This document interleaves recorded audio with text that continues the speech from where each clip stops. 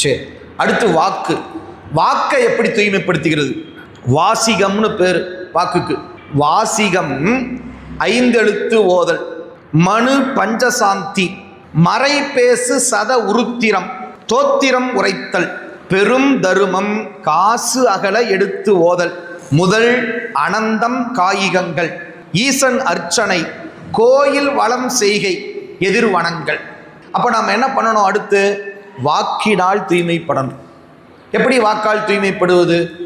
இந்த வாய்ப்பிருக்கும் போதெல்லாம் அஞ்செழுத்தை, இறைவனுடைய நாமத்தை சொல்லிக்கொண்டே இருக்குமேயானால் இந்த வாக்கு தத்துவம் தூய்மையாகும்.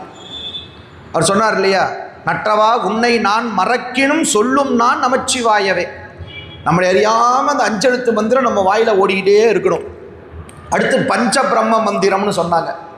இதில் என்ன சூட்சமம் ஒளிஞ்சிருக்குதுன்னா, அது தீட்சை விஷயம் ஒளிஞ்சிருக்குது. இந்த ஈசானம், தத்புருடம், அகோரம், வாமதேவம், சத்யோஜாதம் என்று சொல்லி அந்த பஞ்ச மந்திரங்களை எல்லாம் நம்ம ஓதணும். பஞ்ச பிரம்ம மந்திரம் அப்படி சொல்லுவாங்க. அதை ஓத ஓத நம்முடைய வாக்கு தூய்மையாகும்.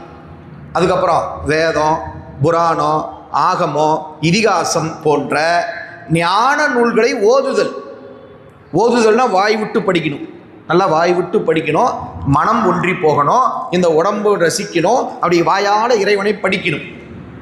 இந்த திருவாசகம் முற்றோதல்னு கேள்விப்பட்டிருப்பீங்க இல்லையா, அது மாதிரி வாய் விட்டு ஓதுதல் தான் இறைவனுடைய திருவடியை அடைவதற்கு உன்னத வழி. இந்த வாக்கை, இந்த உடம்பை தூய்மை செய்து கொள்வதற்கு ஒரு நல்ல வழி அப்படின்னர். தோத்திரம் பாடுதல், அதான் வாழ்த்து.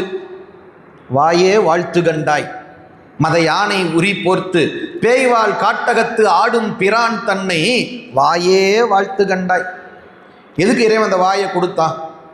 வாழ்த்துவதற்காகவே இந்த வாயை கொடுத்தான். எனவே தோத்திரம் பாடி, நமக்கு தெரிஞ்ச தேவாரம், திருவாசகம் போன்ற நூல்களை எல்லாம் பாடி பரவி இறைவனை வாழ்த்தலாம். அடுத்து இந்த உடம்புல இன்னொரு முக்கியமான ஒரு காரியம் என்ன பண்ணணும் அப்படின்னு கேட்டிங்கன்னா, முடிஞ்ச அளவுக்கு தான தர்மங்களை பிறருக்கு செய்யணும். அதே மாதிரி பாருங்க, முடிந்தவரை தினமும் ஒரு முறையாவது தான தர்மங்களை பற்றி பிறரிடத்துல பேசணும். நல்லா புரிந்து கொள்ளுங்க, பேசணும். அன்றைக்கி சொன்னா இல்லையா, ஏதோ இந்த மார்கழி மாதம் புண்ணியம் பண்ணியிருக்கிறோம், 30 நாளும் ஏதோ நாங்கள் பேசுகிறோம், நீங்கள் கேட்குறீங்க இல்லையா, இது நமக்கு பெரிய புண்ணியம். ஆனால் இது தினந்தோறும் நடக்கணுங்கிறார். தினந்தோறும் நல்ல ஞான நூல்களை நாம் ஓதணும், பாடணும், கேட்கணும்.